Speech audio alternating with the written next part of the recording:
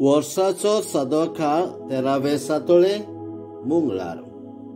मातेवा प्रमाणे जेजू क्रिस्ताचे शुभ वर्तमान. अध्याय 8 वळी 23 ते 27. जेजू एका ओड्यार चडलो. ताचे शिसूय ताचे फाटल्यान गेले. आनी अवचितूच इतले खोल एक तुफान उपरासले की ल्हारां वड्या वयल्यान फुटूंक लागली. पूण तो न्हिदलोलो आसलो. लागीं सरून ताच्या शिसांनी ताका जागो केलो आनी म्हटले, आमकां वाटाय सायबा, आमी बुडटाव. आनी ताणें तांकां म्हटले, तुमी इतले बेजूड कित्याक हलक्या विस्वासाच्या मनशांनो? मागीर उठोन ताणें वाऱ्याक आनी दर्याक हुकूम घालो आनी एकदम थंडाय जाली. हे पळोवन ते मनीस अजाप जाले आनी म्हणूंक लागले, कसलो मनीस काय हो? वारो आनी दर्या लेगून ताचे आयकतात.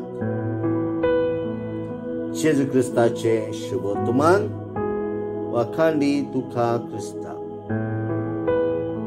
प्रितीच्या बाबा बिडानो, आयच्या शुभ वर्तमानान आमी पळयता जेजू आनी ताचे शीस वड्यान आसतात आनी अवचितूच तुफान उपरासता. पूण जेजू न्हिदलोलो आसलो आनी ते ताका म्हणटात, आमकां वाटाय सायबा, आमी बुडटाव.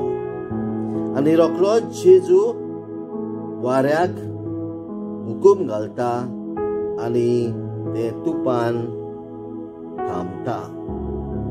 प्रितीच्या बाबेनो आनी जेजू शिसांक म्हणटा, तुमी इतले भिजूड कित्याक हलक्या विस्वासाच्या मनशांनो?